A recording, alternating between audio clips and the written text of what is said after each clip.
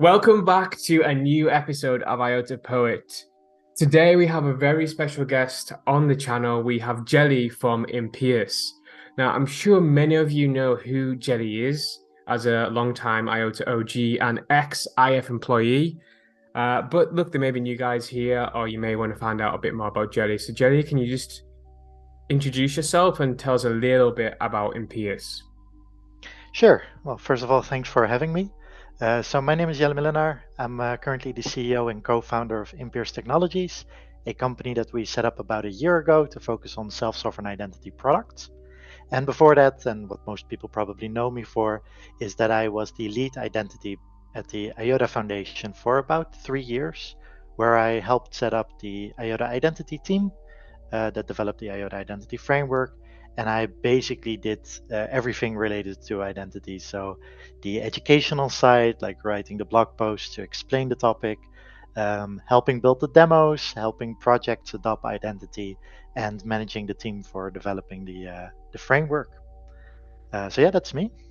Yeah, so but you basically are the go-to guy when it comes to identity in the IOTA community. It used to be mostly that, but we've grown now. There are multiple parties working on identity, excitingly. So yeah, I'm one of the guys now. Okay. In fact, Jody, why don't you explain a bit more about what you're going to show us today? Yeah, so as Impierce Technologies, we've been collaborating with a small consortium of parties, which includes Tangle Labs, that a lot of people are probably also familiar with, but also Koning Willem the First College in the Netherlands. This is a college that I will now refer to as KW1C, and they have about 20,000 students, and they're very excited to experiment with self-sovereign identity. So we built a demo with them, and at the same time build out our own identity wallet, Unimi. And I'm gonna show those today to, yeah, give a highlight of what self-sovereign identity can do in the educational sector and how it will impact, hopefully, your daily lives. Yeah. And can you just tell us, before we dive into it, sorry, a bit more about self-sovereignty and why that's important and why this would be really useful for people going forward? Yeah, sure. So overall, when you look at the internet right now, there's a lot of user experience that is very annoying and troublesome for people to go through, right? Like you have to create accounts everywhere, you have to remember almost hundreds of passwords nowadays. You have to prove who you are every now and then for signing up to services, and you have to type out the same information repeatedly into forms, right? Like this is how we experience the internet today. And all Yeah. of that can kind of be solved with a digital identity. So having control over your own identity, over your own data, and being able to share that online with other parties, that will make it much easier, because if you can prove who you are, you no longer need a username and password. If you can prove your information, you no longer need to type it out. So that is the general direction of digital identity. And obviously, this is a very sensitive topic because we're talking about very sensitive information. So privacy should be at the forefront of such an innovation.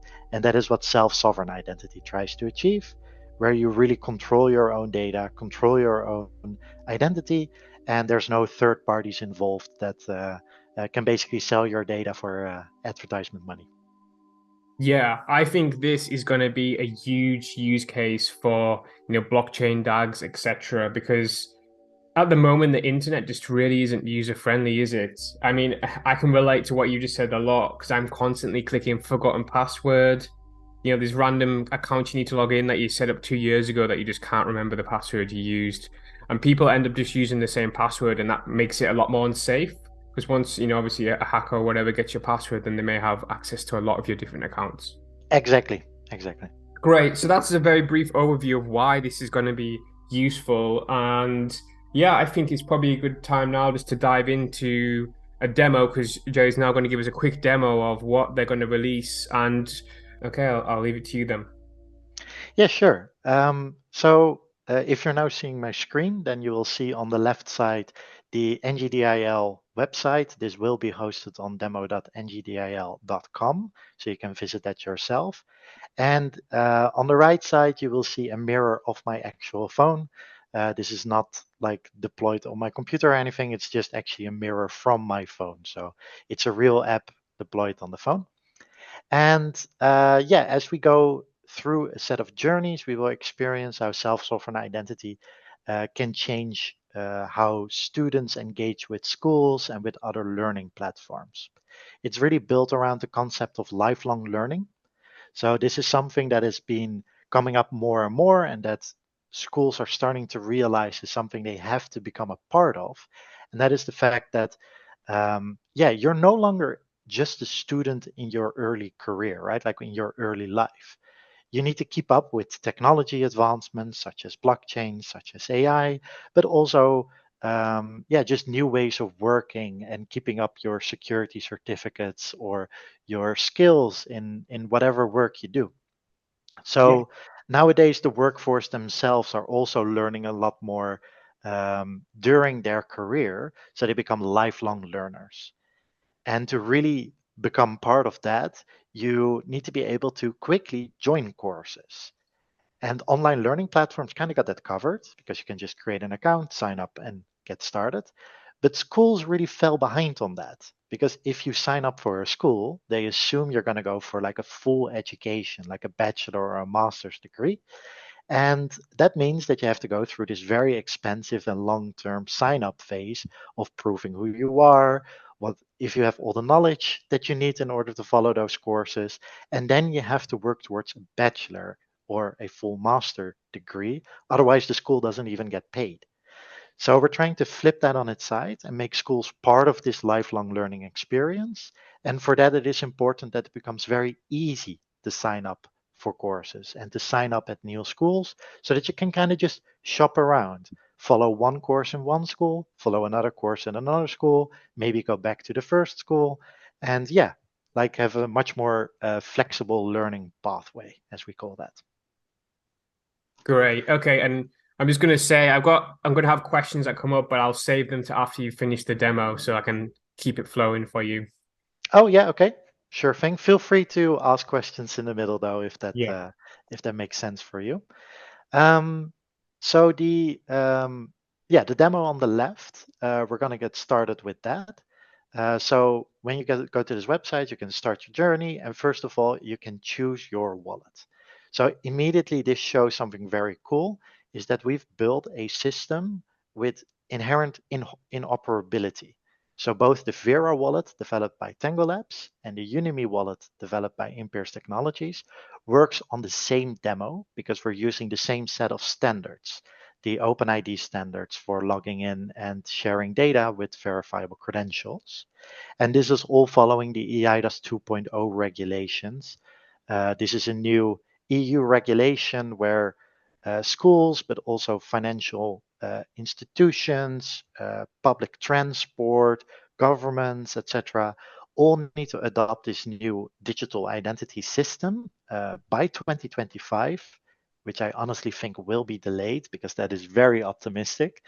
Yeah. Um, but it needs to be adopted quite rapidly and quite broadly across Europe. And we are already implementing these standards to make sure that we are ahead of this regulation. And the regulation itself really follows the self sovereign identity principles that we would like to see as well. So it's very focused on privacy and being able to own your own identity and data. Right. So, all right, already on the right, you can see that I have the Unimi app installed, so I don't have to download it. And here we see the three stories that we're going to go through. I have already completed Dominique's story once, but we're going to do that again. But before we do that, I need to first set up my app. So now you can see on the right that on the Unimi app, I can create a profile. First, we give you some pledges, statements of what we find important, right? Like we don't want to share your data. We don't even want to see your data. And it's important to us that you understand that you own your own information. Yeah. This also comes with some responsibilities from your own side. So you need to understand you are responsible for your data. So if you lose it, there's no way to recover, right? That is the difficulty of doing it without centralized parties. Yes, it's almost similar to a crypto wallet in the natural sense, where if you lose your security key, you're going to lose access or your seed phrase. Exactly, exactly. It's the exact same concept where initially it was applied to finance, right? You control your Yeah. own finance through crypto. Here it is all about your identity and data, but indeed you're fully responsible. So I'm going Okay. to tick that box and then, set up a profile name. So I will obviously call myself Jelle. And obviously we have light and dark mode. I prefer dark mode myself, but as you can see, we also have a very nice light mode. Yes, team dark Um, mode all the way. Team dark Always. mode, all about. At least as developers, you kind of have to. So yeah, we're gonna stick with the dark mode. And yeah, eventually we want to support multiple profiles. For now, we have just the one. And that way you can organize your data in different profiles that you might want to isolate from each other. So it's not really important that you put your own profile picture to this because it's purely your profile on your phone. But it might be easy for organization's sake that you can easily identify on what profile you are. So that's why we've picked emojis as a way to create a profile picture. Great. Maybe eventually we'll add support for NFTs. Who knows? That would be amazing. All right, so you need to set up your password. So this should be the one and only password that you ever need to have because you can see it as a password manager in itself, this app, because we're gonna log in with that. And this is also needed because we are using Stronghold in the background. So this is actually the password that unlocks your Stronghold. Oh, there we see. I mistyped. I use this password for everything, of course. Please don't drain Jelly's wallets. So yeah, you've created your Udemy profile. So obviously you need to get some sparkles to show the success. Yeah, And love the then animation. so then we're at the actual app is what we're now looking at. So right now there's not much to see because you just created an identity, but you don't have any data about yourself. And yeah, we just see this general screen that it's a bit quiet in here. But with the demo, we're gonna actually get started with that. So it actually makes a little bit more sense that I'm going to alter my profile name to fit the demo because I am not going to be Jelle today. I'm going to be Dominique. There we go. And now we're going to get started with the demo itself. So Dominique is a school graduate. So basically, she has followed some courses and she wants to continue studying and she wants to sign up at KW1C. So Koning Willem, the first college. So you can read some of her backstory if you're interested in that. But overall, what is important is that first we need to kind of make a small assumption in this demo, and that is that you already got some information about yourself loaded into your wallet. So what we're going to do is we're going to scan this QR code. There you go. And it's going to give me a set of credentials to almost become Dominique. Normally, you are yourself, of course, but for the sake of the demo, this is a necessary requirement. Yeah. So you can see I got a national ID credential, a school course certificate credential, and a volunteer badge credential, which I will now accept into the wallet. And there you go. Now we have 3 credentials in our wallet. So what, sorry, where's this information come from? Is this information that's pre-uploaded, or how would you should get that national ID? Normally, in real life, when we're not in the demo Yeah. setting, the national ID should come from a government agency that gives those out. So we would need to integrate with that, but the new EIDAS 2 regulations should allow for that. The school course certificate you would get from whatever school you went to, and a volunteering badge you would get from whatever place you volunteered at. So it would be separate instances of you getting some information. But for the sake of the demo, we have basically faked this Yeah. this Yeah. Of first course. step. Okay. So yeah, we can have a look at them. So for example, in your volunteering badge, you can find more information that you can also then share with others. So we volunteered at Volunteer Corps. I was a community volunteer within the Netherlands, and you can also see some of the dates that I've been volunteering. I can also favorite this, for example, and now this credential is under my favorites category.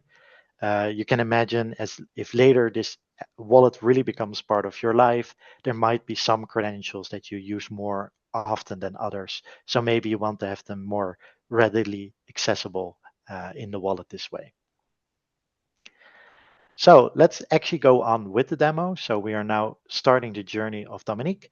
And what she wants to do is actually enroll at KW1C, the school that I talked about, to upskill herself and follow a new course. So step one is logging in to KW1C. And as you'll see, there's no need to create an account because instead of logging in, we are now kind of introducing the concept of connecting. So you now can connect with KW1C within the app, and it gives you a little bit of a warning, right? Like, hey, this is a new place you're logging in. Is this what you expect? Right? Because if you've logged into your school like 20 times already and you're going to go the 21st time into it, and Yeah. suddenly it says new connection, then maybe you're on the wrong website. So that's a little bit of a defense mechanism that have built in. And as you can see, if I click on accept connection, immediately the screen will also update because we are now instantly logged in. So I've just logged in with my DID. And Yeah. that is how quick it is. Yeah, it's literally just scanning the QR code.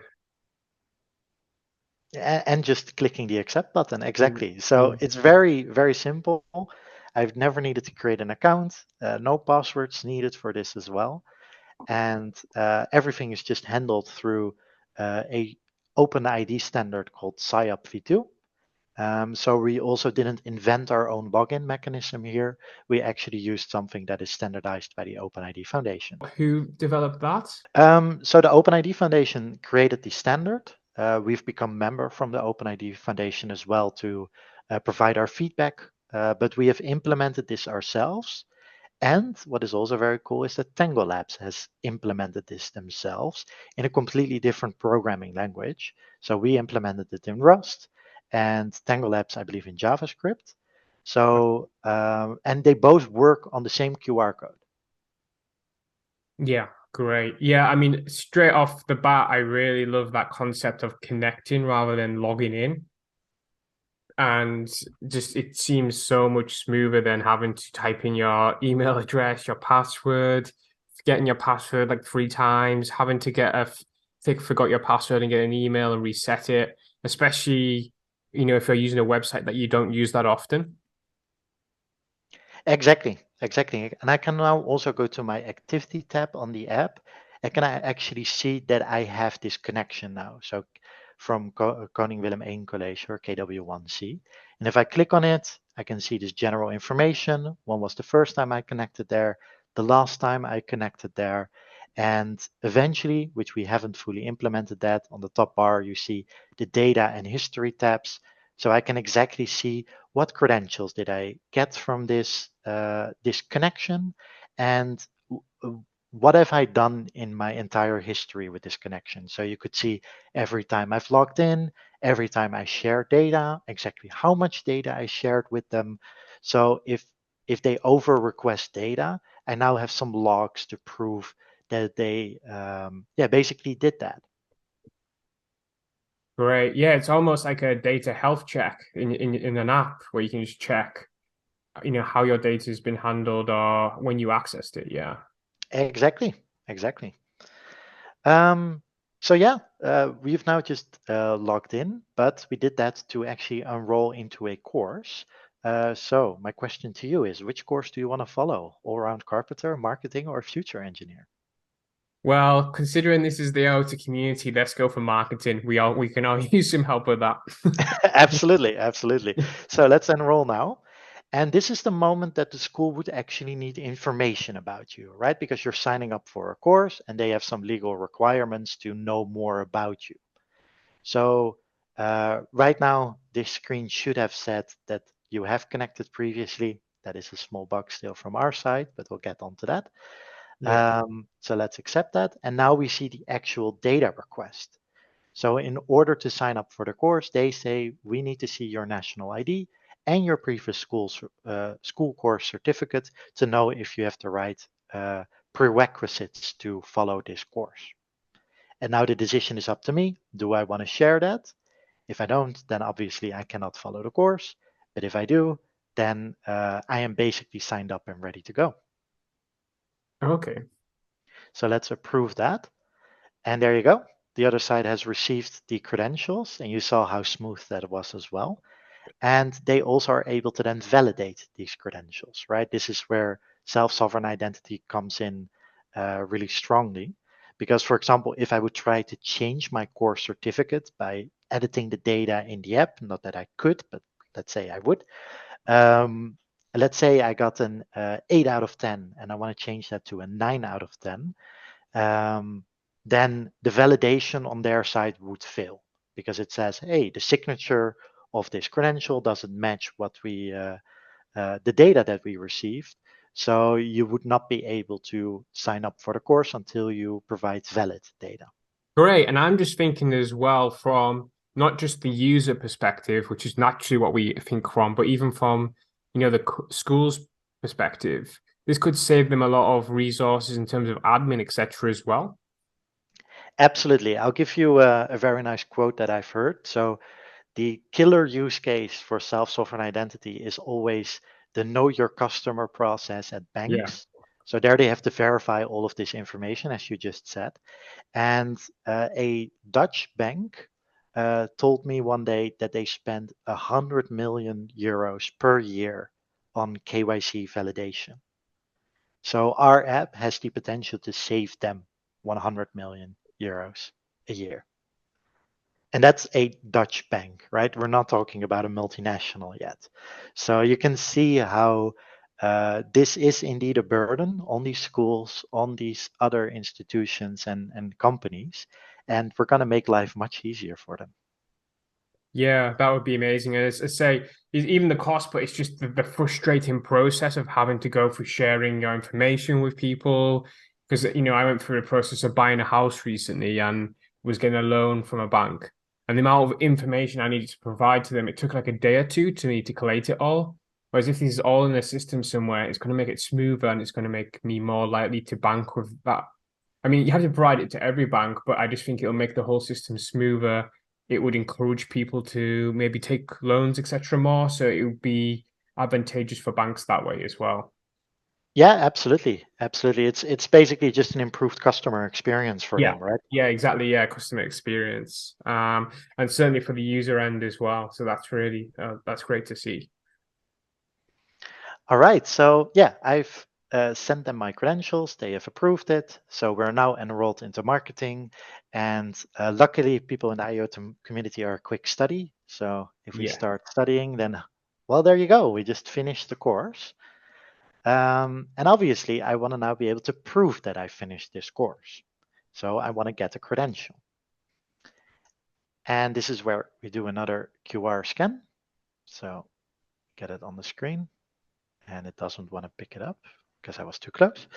And now you see this new screen, right? Where instead of before they were asking for my information, this time they're offering information to me, my marketing certificate.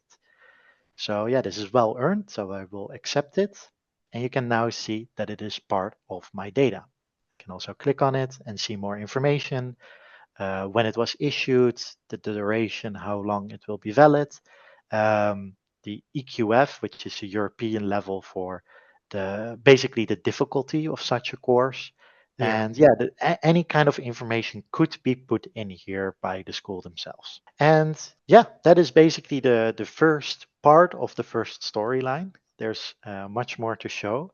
But this at least is a quick sum up of yeah how we've been able to log in, enroll, follow a course, and get a credential basically completely seamless, right? Without any friction at all. All I had to do is scan a few QR codes. But obviously, that is not the full experience that I want to have as a lifelong learner.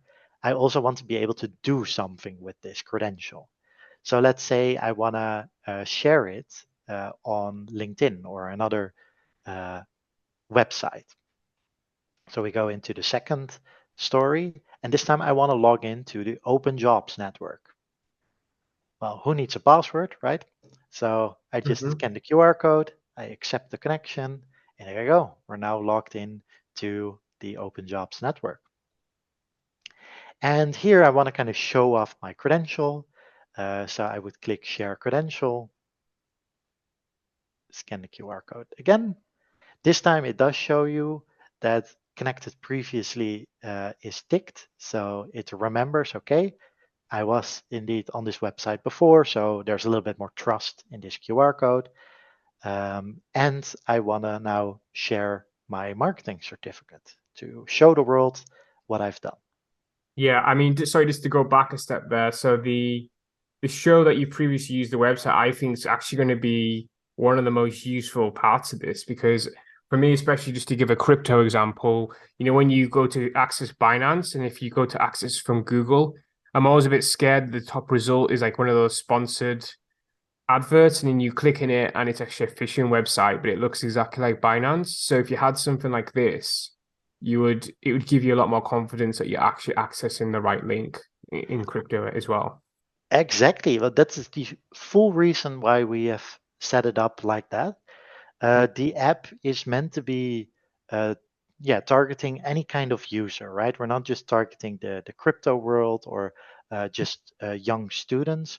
We're trying to make an app here that anyone can use. So inclusivity is very important to us. And for that, you need to create, protect users, but at the same time, allow them to make their own decisions. So what we try to do with our interface is we provide hints as to um, how actively you need to think about this decision. If you have logged in before and you see a tick mark connected previously, you basically can just click accept without thinking too much about it because you made the decision before, so it's probably safe. But if it's something new, if it is a website you haven't been before, it immediately captures your eye like, hey, that's unexpected. Maybe I need to pay a little bit more attention. This might be a scam website. So indeed, in crypto, this could definitely help out improve the or fight against fraud in that regard. Yeah, great. Yeah, so back to the demo. I've just shared my credential, and luckily, someone looked at my credential on the Open Jobs Network and thought, hey, that's pretty great. We need more marketing at Big Business Corp. So I got a message from them, and they are inviting me to apply for a job there. So that is how easy it can be to share your information willingly on a network. You don't have to do this, of course, but it might lead you to create a job invitation. So then, obviously, the last step is applying for such a job with your own digital resume. So let's get started with that. I want to log into the Big Business Corp website to start filling out my application. So again, this is a new connection, but I'll accept it. And I want to apply for a marketing assistant because I have the credentials for those. Yeah. So this requires some information from my side. Um, Luckily, I do have all of that. So I will accept the connection again, and I will approve these data points that I shared as with them. And this can be basically seen as my digital resume that I just send out. And they've received it, and now they can do something with it. But what I would like to re-emphasize here is that we can actually make anonymous applying much easier. So the problem nowadays with anonymous applying is that when you apply for a job anonymously, it becomes much harder to validate that data. right? Because normally they might call up your previous employer, they might call up your school or any references that you've given and ask for you by name and ask for, hey, how's the experience with this colleague or old student that you worked with? But if you apply anonymously, that is not possible. But what is cool here is that we're able to share information about ourselves without revealing unnecessary information, such as my name, my date of birth, a profile picture. All of that information I could technically leave out, but I can prove that even though you don't know my name, I do have this school certificate. I do have this working experience, this volunteering experience, and I followed all of these courses. And the HR department on the other side, they know it is 100% true because that is how the system works. They validate the data without having to know who you are. So true anonymous applications for jobs becomes really possible with the solution that we've built here. Fantastic. And yeah, luckily they liked my credentials. They didn't even have to talk to me. So I immediately got the job. So that's pretty great. And yeah, in order to be able to do my job, they are also giving me a staff ID. So if I scan that, I will now accept this credential. And now I have a staff ID that I can use, for example, to access the premises, maybe log into different internal services that they have for their employees, and anything in that direction. So that is the story from Dominique. And that is how far I will go through the demo today. So you can see the collection of credentials that we have gathered, and you, yeah, experienced all kind of things that we could do from it, from following a course to applying for a job to receiving a job. And yeah, there are two more of such stories. One from Peter, who's a college enrollment officer, and Imani, who's from the HR side. So you would be able to experience their side of the story as well, how it is to receive such applications, how it is to receive such students into your systems by using the identity wallets as well. So if you want to do that, I recommend that you visit demo.ngdil.com and then download either the Vera app from Tangle Labs or the Udemy app from Impierce Technologies and experience all of this yourself. Yeah, and I will leave a link to that in the description box below so you can click on that. Thank you very much. Do you have any other questions that you want to talk about based on this demo? Yeah, I've got a lot. I mean, first off, I want to say I'm actually shocked at how smooth that seemed. I mean, I know there was various bits of information already filled in for the sake of the demo, but what you just that process you've gone through there, honestly, would probably take someone a day normally under the current systems in terms of sign up for the websites, filling out certain information. Whereas that's just so smooth. It's maybe reduced it all down to, a couple scanning a few QR codes and a few clicks. Yeah, exactly. So indeed, while we pre-filled in some information, this is the type of experience that you could expect if there is an active ecosystem around self-sovereign identity. So that isn't the case right now because all of these parties that we interacted with, they need to adopt this technology in order for it to work this smoothly. And that is today absolutely not the case. But as I keep mentioning, the EIDAS 2.0 regulation is coming, and they will force a lot of parties, a lot of important parties, to partake in this. And Yeah. through that, we can create this ecosystem and we can actually create exactly this smooth experience without having to pre-fill any information. Yeah, and you mentioned that regulation's coming in 2025, was it? Yeah, that is currently the plan. It is still on the, I don't know the exact EU processes, but it is still being discussed between different uh, organizations within the EU to finalize the regulation itself. But it is coming to a conclusion very soon, and it should be rolled out by 2025 indeed. Yeah. And I think as well, just looking at the layout of the app, it really is nice to sort of see all your data there, as you mentioned earlier. Because, for example, university certificates. they're quite easy to lose. A lot of these days they're kept as like hard copy, whatever. So to have all your data even in one place, even that just in and of itself is just really useful to have.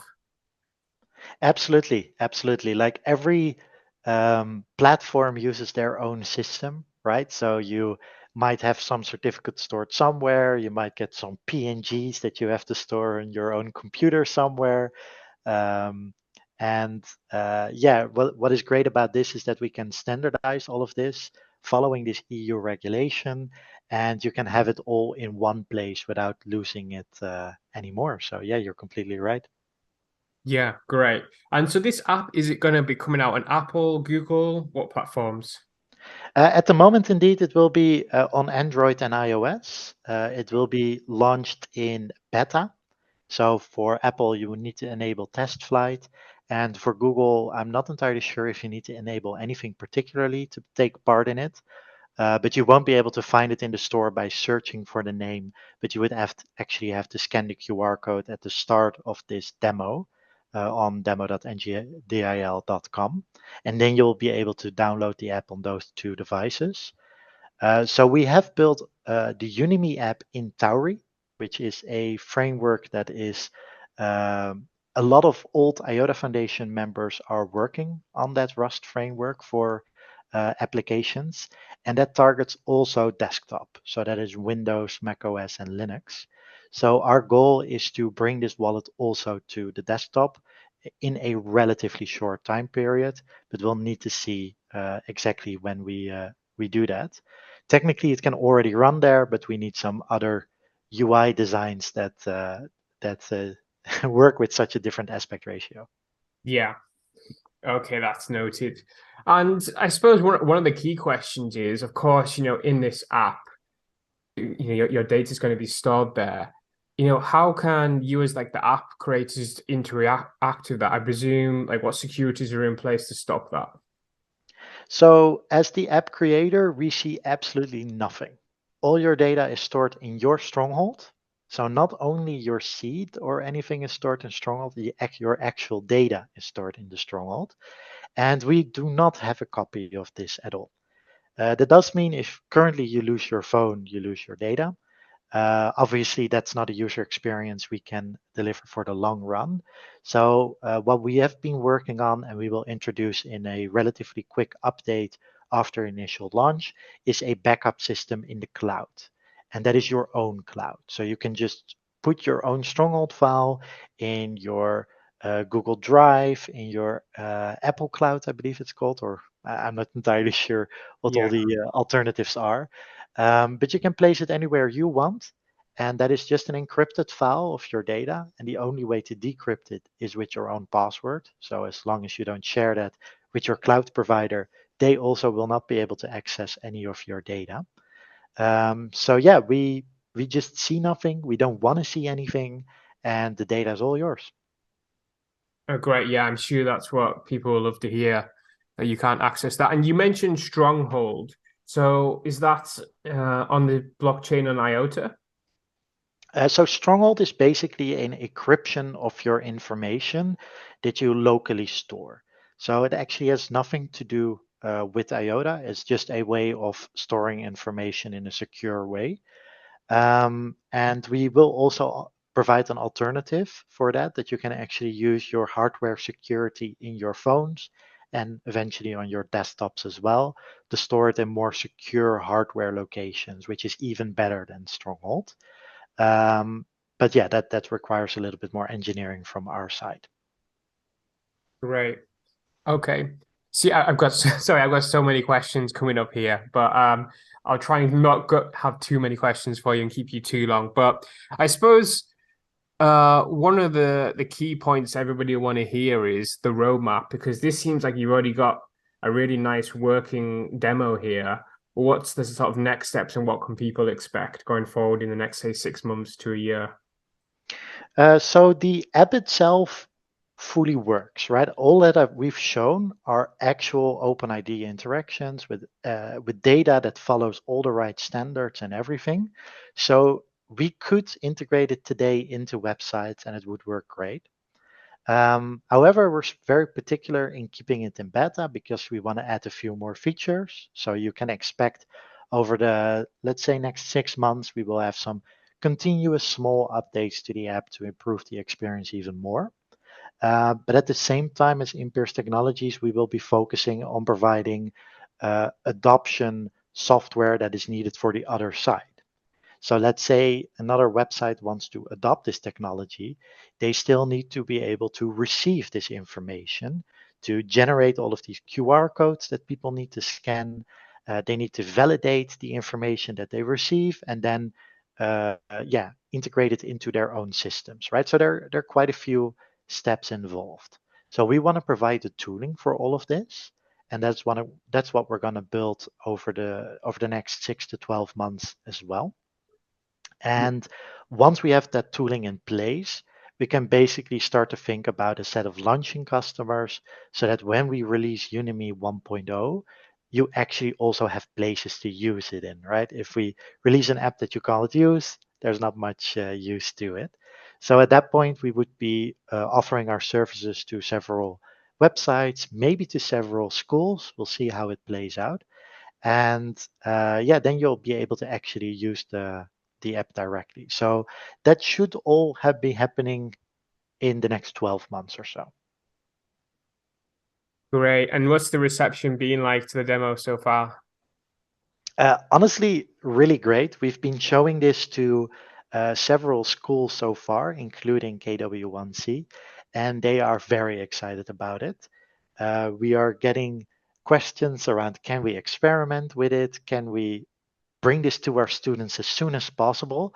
Preferably, they're almost as impatient as the IOTA community can be. So they, Oh God. yeah, they basically want it with their students still this school year.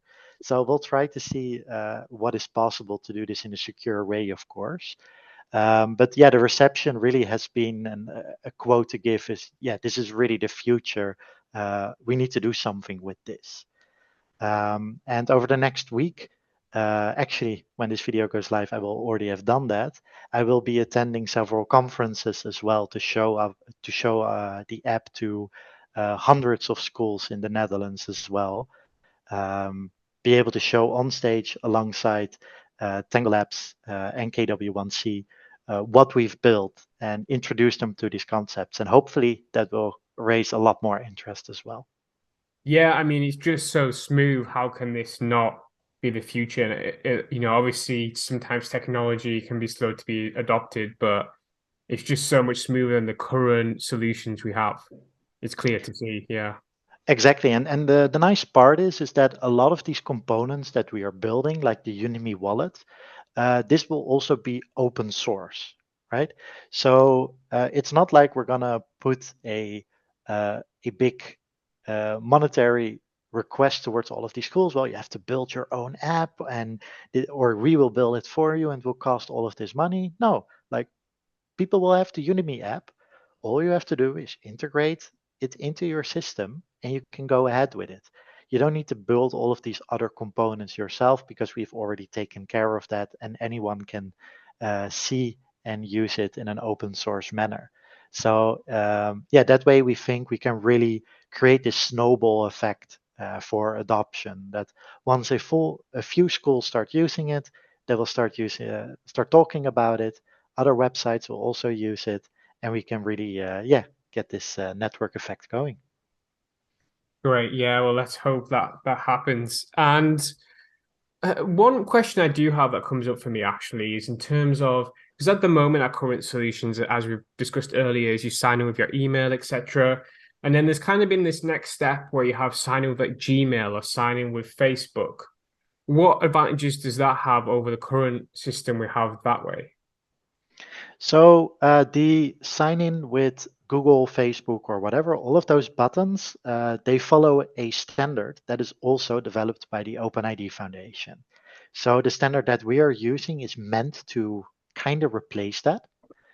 So all of those buttons should eventually be replaced with login with your own digital identity. It doesn't necessarily have to be Udemy, but obviously we will be trying to do that. And the advantage that that provides at the moment is that Google, Facebook, etc., they are basically your identity and data custodian, right? They store all of that data for you and they share that with the party when you give your consent. But if we would follow that trend, that would centralize all of your information to this very yeah uh, big tech companies that we don't really want to give our data to because they don't really have a track record for keeping your privacy in mind at all. No. So what we also want to do is create a bridge between this old standard, so login with Facebook, and this new standard, which is called SIOP v2, such that websites can adopt it as easily as the login with Facebook. Like login with Udemy integration would take less than 5 minutes for a website to do. And what we do is in the middle, there will be still a centralized component. That is the weakness of it, but it will translate the request from a centralized request to a decentralized request and then talk to your wallet again. So to Udemy, for example. And this way, the adoption for websites is much easier because they can use this existing standard that they have. But Yeah. at the same time, people can start getting used to the Udemy wallet, control their own data. And then, for example, Impierce would run that centralized middle part. And as you know, we don't want to see data, so everything would be encrypted and we would keep our eyes off it. But this is not the end solution we want to stray for, right? Because there's a little bit of a trust me, bro, in that, right? Because we say we don't see your data, but on paper we would have the ability to try and do that. So that's why the demo, as I've shown it today, is peer to peer. So you directly share your data with KW1C, with the school, or with the jobs network and all the other things that we've shown, and there's zero parties in between. So that is the actual end goal that we want to go to, but this requires a little bit more effort from these parties to adopt it. And that's why we want to build software for that to make that easier. Yeah. Yeah, I think that's a great middle solution for that part as well, definitely. Oh, great. It seems like you've got it, figured out. You covered the bases there. Yeah, we've been thinking about this for a long time. Impierce Technologies was only founded a year ago, but the plans for it was like founded 3 years ago. And obviously, I've been in the field for self-sovereign identity for about 5 now. So I've had this vision of making self-sovereign identity a reality. The IOTA Foundation was the first step for me in that to make sure that we have a great development framework to build upon. And now it's time for the products to be developed so that we can make adoption as easy as possible for both the people and the organizations that want to use this. So, yeah, the plan is going quite well, I have to say. Yeah. Yeah, I remember seeing you talking about this topic since 2018 or so back then. So when I first started getting involved in IOTA. So yeah, it's great to see the progress being made, and we're sort of getting to this point now where we're starting to release demos and onboard not just people in crypto, but just normal companies or institutions. Yeah, absolutely. I think you'll be surprised with how quick we can currently see this being picked up. We really get a lot of excitement from, yeah, just generally schools and companies in the Netherlands, but not only the Netherlands. So once this has some steam and once some initial adoption is going, this can actually go really quick. Great. And just sorry, just one or two final questions for you then. So obviously you've shown us in terms of the academic route that people can use this use case for. What other sort of use cases in the future can you see these self-sovereign wallets being used for? Well, we obviously already talked a little bit about the financial world, right? Yeah. So signing up for bank accounts that we've also shown in the initial self demo that I worked on at the IOTA Foundation, how smooth that can become. Signing up for mortgages, as you yourself just Yeah. alluded to. Please bring that Uh, out soon. I don't want to yeah, go through that again. Yeah, no, that's honestly, it's one of the best use cases, but it's from the legal point of view much more challenging, right? Because these processes are very much protected by law, that all of these companies have legal responsibilities for verifying your information. And the way that we now do it turns it a little bit on its head. So there are some legal perspectives that need to be worked on in this case, and we also talk with people already about that to try and figure it out and prepare it for the financial world. But at the same time, we also see a lot of opportunities in the medical sector, right? Every time you go to a doctor, you have to tell a story, and then they reference you to another doctor, a more specialized person, and you have to tell the story again. So what if you can just, have the story signed by the doctor, provide their conclusions, you store it in your app, and the next time you go to a new doctor, you'll be able to share this with them without you having to repeat your story and repeat the diagnosis that the other doctor gave you. But the same with then e-prescriptions, right? Yeah. Getting a prescription and being able to prove, well, I need to get this medicine. All of these things fit an identity wallet as well. Travel, think about plane tickets, hotel bookings, train tickets, anything like that. Honestly, any physical document that you sometimes bring somewhere to prove, we can digitize with Unimi. That is absolutely amazing. And as you said, the doctor point, I imagine this could be maybe even used. I mean, it's obviously past now, but like the COVID passes, etc., that you used to have to show you were vaccinated when traveling. Could those sort of use cases come into play? Absolutely. Absolutely. Yeah, we even when I was still in the IOTA Foundation, I applied to try and get this to be the solution for the COVID pass. We would have been a bit early with that. But yeah, we tried and unfortunately we didn't get the opportunity. But Yeah. it's an absolutely perfect use case for this in a much more privacy preserving way, right? Because we have all of these protections, as you have already seen, about data oversharing as well in place, and we want to improve that as well. So if you would compare it to the current COVID pass solutions, this one would be much more privacy preserving. If you are some kind of service provider or any community project that is working on IOTA or Shimmer and you are interested in adopting this, then do also please reach out because we are very much willing to help initial adoption parties to get it set up so that people can actually log into your website with Udemy or receive credentials, share credentials, etc. And yeah, do also tell your employer, your friends and colleagues about it, and inspire them that hey, self-sovereign identity is coming. If you have cool ideas on something that you can do with it, please do let us know and get people excited about it. Yeah, get the word out there because that was very smooth.